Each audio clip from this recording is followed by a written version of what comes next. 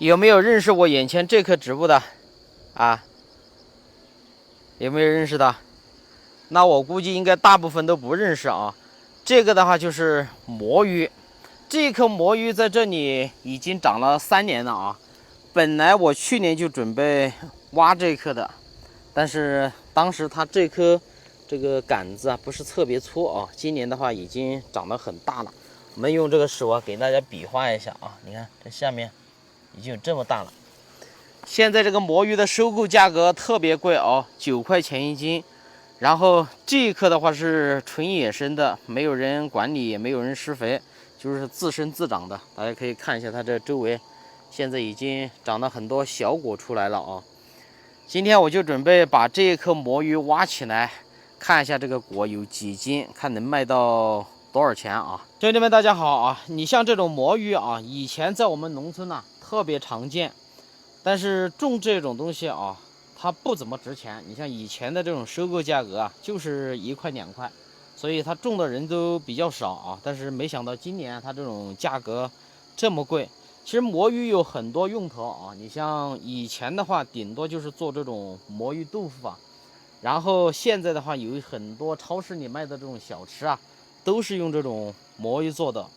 还有一个用途啊，这也是这种魔芋为什么现在价格这么高的一个主要原因。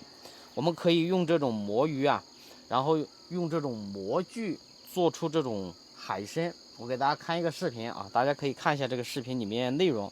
这个是它报价是48块钱半斤，也就是96块钱1斤。你以为这是海参吗？我吃的差不多了才发现越吃越不对劲。这是魔芋做的假货，用魔芋冒充的海参当海鲜卖。看到这个视频之后，大家还有什么感想没有？真的是不要小看这个魔芋啊，它里面蕴含很大的这个经济价值。然后我们这个果的话，我预计应该在4到5斤，也就是说这样一个果的话，我们可以卖到40块钱。接下来的话，我们就先把这个果挖起来啊，看究竟有多大啊。它这个魔芋的果，它是一个圆形的啊，所以我们在挖的时候啊，都要小心一点，不要把这个果挖坏了啊。你像这段时间，我们这个镇上啊，包括我们周边的一些乡镇呐，好多这种收购魔芋的网点。那些收购多的那些网点呢，至少这个月的话都已经赚了10几万了。今年要是谁手上种个2、3亩地的这个魔芋啊，那我估计今年1年都不用做事了。你像我们还是收购价9块呀，那如果说他们销售出去，销售给那些食品公司的话，那我估计更贵。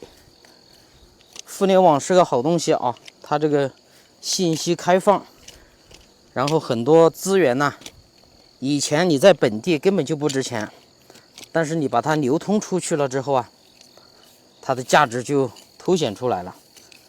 我估计我们这边明年会有很多老乡种植魔芋，但是我预计的话，应该有很多老乡都会亏钱。因为当你发现一个东西在挣钱的时候啊，其实已经有很多人在开始盘算了。所以量力而行啊，做什么行业都是一样的。直接这样敲啊，哎呀，松了，起来了啊！哇，猪头了，这个，哇塞，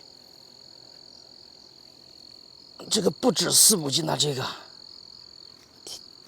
应该有，你看大不大？这应该有6斤左右，看，带大家看一下啊。